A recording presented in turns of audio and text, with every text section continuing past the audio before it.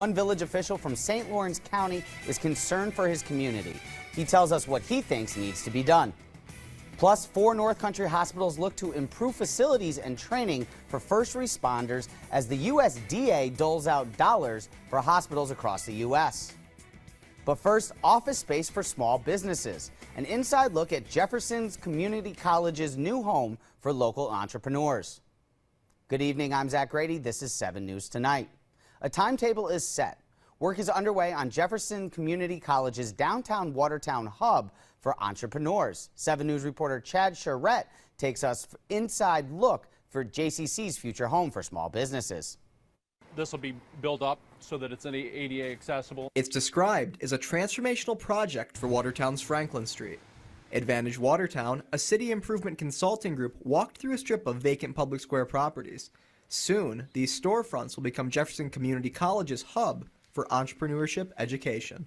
This is my first time with this in-depth discussion. I think it's a great project. It's unique to the area, and I think it's going to really invigorate downtown. According to Dr. Megan Stadler at JCC, the site will provide much-needed office space for local entrepreneurs and small businesses. She says it's a natural fit for the community. We know that small businesses drive the North Country economy, and so anytime the college can serve a community need, that's a huge win, and that's very exciting. About 18 inches lower at the far end of it. Leading a tour of the site was Reg Schweitzer. His organization, Neighbors of Watertown, is heading up renovation efforts. The funding itself comes from a $2.5 million DRI grant through Empire State Development. What makes this transformational is the fact that we're going to get the space utilized and people in it again. It's also going to be the sort of people that are starting businesses and looking to create a little bit of a space for their own. Come on up. You can kind of see the roof idea of this as well. Also included is remodeling of what used to be Club Rio next door, formerly the Strand Theater. It'll be available to rent out as an all-purpose venue with a stage, mezzanine conference room, and a rooftop lounge. Hopefully a versatile space that can get another lease on life for the next 100 years. According to Schweitzer, exterior work should be done by the end of the year. The site itself should be open for business come next fall. Chad Charette, 7 News. The owners of Watertown's 2 golf courses are in talks with the city that could result in the sale of the course at Thompson Park. The deal would also end all of the golf course-related lawsuits against the city, as well Ives Hills Country Club on Flower Avenue West would reopen. Sources say the potential deal is structured so the city of Watertown buys the Watertown Golf Club in Thompson Park from Mike Lundy. The golf course currently sits on land partially owned by Lundy that he leases from the city of Watertown. In return, Lundy would drop his legal action against the city over a disputed parking area. Additionally, the deal would also stop any potential and future litigation surrounding the golf course from PJ Sameo, who owns the Ives Hills course. You can find more on our website, wwnytv.com. In an effort to help rural hospitals, the U.S. Department of Agriculture is shelling out millions of dollars. Governor Hospital is getting a major chunk of that money. The USDA announced $110 million for healthcare facilities across the country. Governor Hospital alone is set to receive nearly a tenth of that money. $10 million will go towards creating a county-wide electronic health system, an interfacility transport coordination center, and help training more paramedics and EMTs. 3 other North Country hospitals will also get a slice of the pie. Claxton Hepburn Medical Center, River Hospital, and Carthage Area Hospital will each get around $800,000 for money lost between March and December 2020 due to the COVID-19 pandemic. John, it's awfully rainy out there. Are we going to see that hold up all evening? I think it's going to rain pretty much for the next couple of hours, Zach, and then things will clear on out by daybreak tomorrow, and that bodes well for a whole lot of sunshine on our Friday. Let's check those maps. First look weather brought to you by Doors Plus, garage door sales and service in Adams Center. Give them a call, 315-777-8550. Heaviest of the rain off to the east, mainly in eastern St. Lawrence County and over the Adirondacks as well. A couple of sprinkles, Watertown and points west. That dry air will eventually work on in by tomorrow morning. 51 at rain at midnight, 46 and clear at 6 by the noontime hour, sunshine, and we'll be near 60. I think we top on the lower 60s tomorrow, so a beautiful way to end the work week. We'll talk more about that and check the weekend too in a little bit. Zach, back to you. Thanks, John. At least 5 people are dead, including an off-duty police officer, after a shooting in a North Carolina. Police say the suspect is in custody. CBS's Dan Lieberman has details on this breaking story. Tragedy in Raleigh, North Carolina, as a shooter killed multiple people Thursday evening. RPD has confirmed 5 fatalities. One of them was an off-duty Raleigh police officer. Mayor Mary Ann Baldwin called it a sad and tragic day for the city. All of us in Raleigh right now need to come together. We need to support those in our community who have suffered a terrible loss, a loss of a loved one. Raleigh police said the suspect was taken into custody more than 4 hours after the incident began. The shooting happened in a residential neighborhood on the east side of the city. Resident Sam Litt couldn't get back to her home while police searched the area. Never seen so many cops. Like, I'm shaking and terrified to go home and sleep tonight.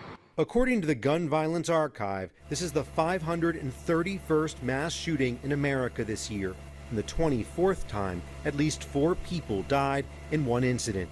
We must stop this mindless violence in America. We must address gun violence. A police canine officer was also shot, but did not have life-threatening injuries. Dan Lieberman, CBS News. Out of sight, out of mind. It's a saying one Messina official hopes to avoid when it comes to allocating money towards village projects. 7 News reporter Sean Brinda tells us what the head of Public Works hopes will not be overlooked. The village of Messina is no different than any other community up here in the north. It's an old village with old bones. Messina Public Works Superintendent Marty Miller says the wear and tear on village infrastructure is adding up. While many buildings show signs of aging, Miller isn't worried about what's on the street, but what's below. Water mains, sewer mains, that's been in the ground for 100 years. You know, you have a storm system that, with the climate change or what have you, whatever's happening, we need to start looking at a different direction for our storm system. Miller brought his concerns before village officials during a meeting for the Waterfront Revitalization Plan. He says while the village has done a great job to get funding, projects such as updating the sidewalk may not work if a water main leaks and the Public Works Department has to destroy the sidewalk to fix it. Miller suggests using some of the Waterfront Revitalization Plan funding to help update the aging below-street infrastructure. Messina's Mayor Greg Paquin understands the concern for the aging infrastructure as well. Yeah, I think that would be a good idea for that. I don't think we're in a situation where we're in dire straits by any stretch. We've been pretty fortunate, but we definitely do need some upgrades. Miller says that while the funding for the DRI and the waterfront plan come from state grants, he feels that sooner or later those grants will dry up and affect communities similar to Messina found all across the North Country. In the Cam Bureau, Sean Brinda, 7 News. A small predator could be the key to protecting part of the North Country. 7 News reporter Sandy Torres tells us about the West Coast beetle fighting to save millions of Northeast trees. They're very good at finding the host. Cornell University forest entomologist Mark Whitmore just released a small predator beetle to feed on hemlock woolly adelgid, an invasive insect that attacks hemlock trees, all in effort to save the hemlocks. Want to put them on low branches. The small predator's name, Kubis beetle, or Larry for short, is native to the Pacific Northwest region of the country. The St. Lawrence Eastern Lake Ontario Partnership for Regional Invasive Species teamed with Cornell University and others to release 2,000 of them at Mexico Point State Park on Thursday. With the release of the small hungry predator, Whitmore says it's now a catch-up game. When you think about how many adelgids there are in these stands, they're little tiny things. There's literally millions and millions right now, and here we're releasing 2,000 of these beetles. So it's going to take a while for the populations to build up, but eventually they will. Whitmore says this is a perfect time of the year to release the Larry beetle. In the springtime, when the adelgid begins to lay its eggs, is when the predator lays its eggs. And so the larvae, or the immatures of the predator, actually feed on the eggs of the adelgid. Hemlock trees are the 4th most common tree in New York. making the adelgid a dangerous pest. The size of a sesame seed, but it can take down an entire forest. It threatens our hemlock populations, and the Tug Hill region has an abundance of hemlock trees in it. State park officials say hemlocks are vital to the state forest, but also its ecosystem. It's everything from ferns and vegetation, providing shady spots for those, but also things like salamanders and small mammals, things that depend on these forests to survive for habitat. So what we're really doing is not only saving the hemlock trees in the forest, but all of the things that then depend on them to survive as well. A small beetle that can save a large tree population. Sandy Torres, 7 News. Mel's got your North Country sports report with a showdown in Syracuse. Hey, Zach.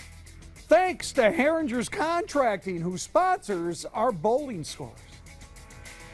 Plus, when 7 News continues, at the grocery store and at the vet's office, inflation remains near record highs and it shows no signs of slowing. From the North Country's news station, you're watching 7 News Tonight with Garrett Dumbluski. Tonight's weather with John Kubis. And your North Country sports with Mel Busler. First Look at Weather is sponsored in part by Doors. Your evening lotto, the daily 891 and the win 47595. The consumer price index for September was up over 8 points compared to a year ago. Month-to-month price increases have increased almost 0.5%. CBS's Nancy Cortez explains how rising prices are hitting America where it hurts. Almost everything in your grocery cart got more expensive again last month. Apples up another 2%, lettuce up nearly 7%. The price of eggs is now more than 30% higher than last year. Americans are squeezed by the cost of living. The new figures reveal that inflation has barely budged, even after the Fed hiked interest rates for a 5th time in a bid to cool the economy. More startling was the spike in the so-called core index, the cost of everything but food and energy. After slowing this summer, it's now zooming back up to its highest rate of increase since 1982. Why is this so important? Because the core rate really reflects a lot of the things that we actually deal with, the big parts of our budget, like housing. Rent, which typically grows about 3% a year, is up 7% this year. Furniture up 10%. Pet care up 11%. Let's get a weight here. At Shane Veterinary Medical Center in Marina Del Rey, they're coping with their own rising costs. All the diagnostics have gone up, x-rays, blood work, the exam itself. Retirees will get some relief next year, an 8.7% increase in Social Security payments, the largest hike in 4 decades. So the combination of Medicare premiums dropping, the cost of living adjustment being bigger, should help these 52 million seniors who are relying on the system. And they're going to need that extra cash because according to new government figures, Americans who rely on natural gas to heat their homes, and that's about half the country, they are going to pay up to 30% more this winter than they did last year. Nancy Cortez, CBS News, Marina Del Rey. John Kubis is back next with your full North Country forecast. I take 24 pills a day, and that's a big bite out. Now, tonight's weather. A little bit of rain showing up on the maps. Heaviest of the downpours, mainly off to the east over the Adirondacks, closer to the cold front. There you see a little break in the action. Looks like in Lewis County and also portions of Jefferson and St. Lawrence counties as well. A little bit of rain moving into the city of Watertown. That'll be the case over the next hour or so. 52 and mainly cloudy skies. Winds from the southeast at about 3. Dew points at 50. Front came through, but it cooled us off a bit, but it didn't cool us down, say, as much as Wisconsin. A little bit cooler off to the west. Pressure right now 2977. That is low. It will be on the rise over the next couple of hours and over the next couple of days. 64 the high. We're at the low as far as the averages. Yeah, we're off a bit. The average high end of things and well above the average low of 40. Records 84 set back in 1983 was a chilly one in 2012. We got down to 22. Low 50s for you, Messina, mid 40s at Old Forge, 50 in Lowville, 51 at Fort Drum, Kingston, Currently checking in at 55 degrees, 52 in Ottawa, 53 in Albany. Mid-60s New York City and Boston, 50 in Buffalo. Mid-40s out in Detroit, 39 Minneapolis, 71 in Dallas, 87 in Phoenix, low 60s in Seattle, 56 out in San Francisco. A very expansive front extending all the way down into Texas and New Mexico, all the way up towards Hudson's Bay. A bit cool behind the front, off to the west. I don't think we're going to be all that cool tonight or tomorrow, but a bigger cool down heading our way for the middle of next week. All right, as far as the futurecast, notice any precipitation will get on out of here, say around 4 or 5 o'clock in the morning or so. By around 7:30 on your Friday, a whole lot of sunshine, temperatures in the 40s to near 50 degrees. Shooting easily into the lower 60s tomorrow. Bit of a breeze from the south and west, but that sun will feel nice. A couple of passing clouds on our Friday. That's really about it. As far as your lows tonight, pretty much in the mid-40s. Rain likely over the next few hours. Tomorrow looking mainly sunny. A few clouds here or there. 61 in the Bay, 60 in Robin, and also out in Sackets. Lewis County overnight. Some rain, lows in the upper 30s to lower to mid-40s tomorrow. Mainly sunny skies and mild to very seasonable for the time of year. Upper 50s to lower 60s for your highs. Some showers in St. Lawrence County overnight. Lows in the lower to mid-40s. Tomorrow looking mainly sunny. Highs pretty much in the lower to middle 60s, upper 50s through the Adirondacks. Extended forecast showing us on Saturday, maybe a shower, but I think it stays mainly dry to start your weekend. Highs around 64. A bit cooler on Sunday, some showers in 55. Monday, rain is likely in 52. And Tuesday, Wednesday, and Thursday, that'll be some rain, some snow mixing into elevation, some lake effect precipitation as well. And look at those temperatures. Mid-40s for highs with lower to mid-30s for lows. Coming up next, Mel has sports. Stay tuned.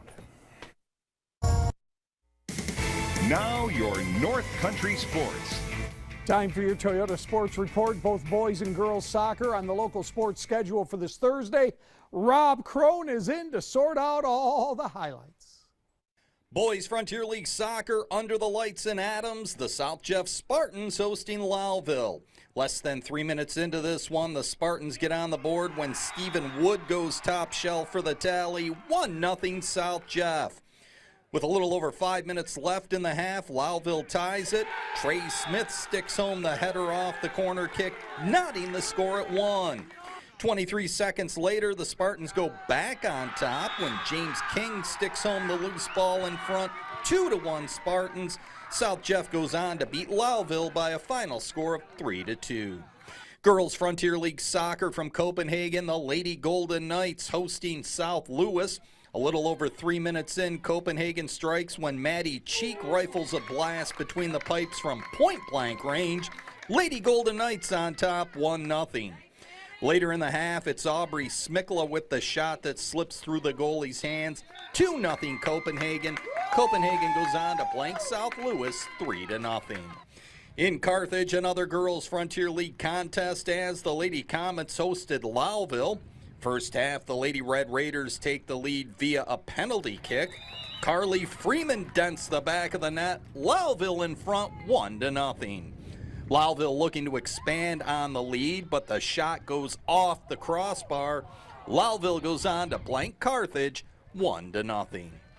Rob Crone, 7 News Sports. Tonight's local scoreboard's brought to you by Shorty's Place, located on Coffeen Street in Watertown. Home-style dining 7 days a week, featuring breakfast, lunch, and dinner. Daily specials, locally owned and operated. Say hi to Michael John for me, won't you, for great food. It's Shorty's Place. Recapping all the local action, girls high school soccer, line blanks Lafargeville, Copenhagen shuts out South Lewis, Lowville nips Carthage, Indian River over Messina. Parishville Hopkinton defeats Brushton Myra. Colton Pierpont doubles up on Madrid Waddington. St. Regis Falls outlast Tupper Lake. OFA Malone postponed, and it was Chateauguay over St. Lawrence Central. Boys high school soccer, South Jefferson nips Lowville. Lisbon a winner over Edwards Knox. Morristown, Harrisville, and Norwood Norfolk Huvilton both postponed. Men's college hockey, Providence over Clarkson. Women's college hockey, Clarkson defeats Syracuse. Girls high school swimming, Potsdam over OFA. High school volleyball, Malone defeats Brushton Irish. Chateauguay over Messina. Salmon River sweeps Tupper Lake. 18th ranked Syracuse entertains 15th ranked North Carolina State this coming Saturday at the JMA Dome. Over 45,000 tickets have been sold for this matchup. Heading into the game, Coach Dino Babers has a lot of respect for the Wolfpack, especially head coach Dave Doran. We're excited to have the opportunity to play NC State. Coach Doran does a fabulous job. This is an individual that I really like. I like how he's ran his programs in the past. He's a guy that's worked his way up. You know, his recent job before NC State was Northern Illinois in the MAC, a team that I played when I was at Bowling Green State University. Have a lot of respect for him, and I like the way he does things. One thing that I will be telling the team this week, and I have told them, is that you're playing a football team. This is not a bunch of individuals. And they're also playing a football team, not a bunch of individuals. So it's going to be a fantastic test. Babers feels it will be a physical test for his Orange squad, comparing it to a boxing match. This is 15 rounds heavyweight. It's going to be some slugs going out there. There's going to be some shots, and you're going to get hit really, really hard, and how you handle that's going to affect the game. And it's going to be everybody that's out there on the football field. It will be a physical contest. North Carolina State may be without starting quarterback Devin Leary, who injured his shoulder against Florida State. If not Leary, then it will be backup Jack Chambers. And we have to assume that he's going to play. Any guy with that type of moxie, somebody that's been around as long as that kid has, you know, if he's got an opportunity to step on the football field, he's going to do it. So it makes us have more work.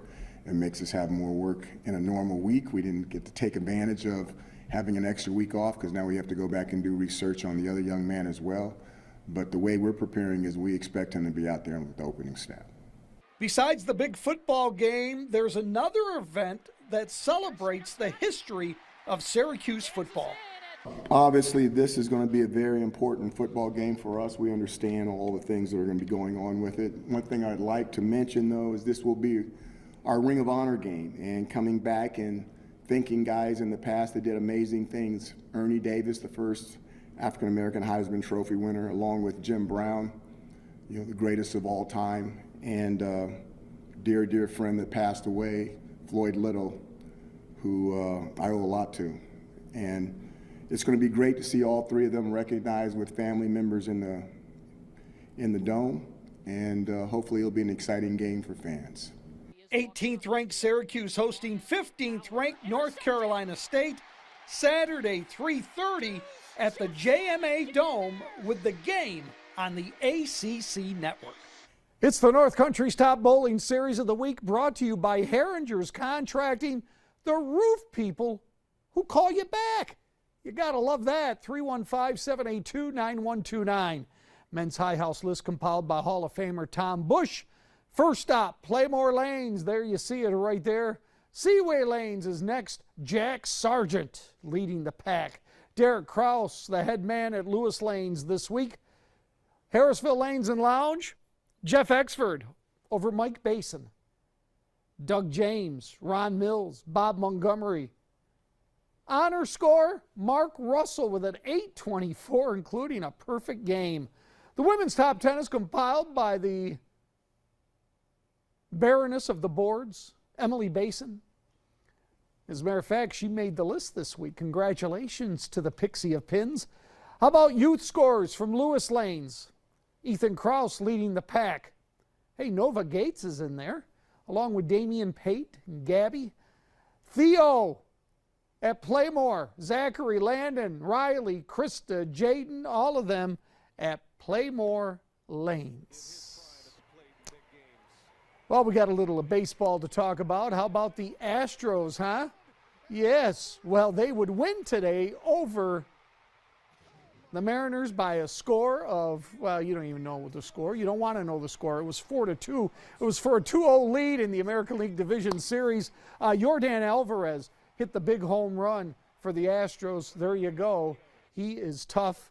And speaking of tough, yet good-looking Zach Grady after this timeout. Look around me. I'm up here on the lot at Winter Garden.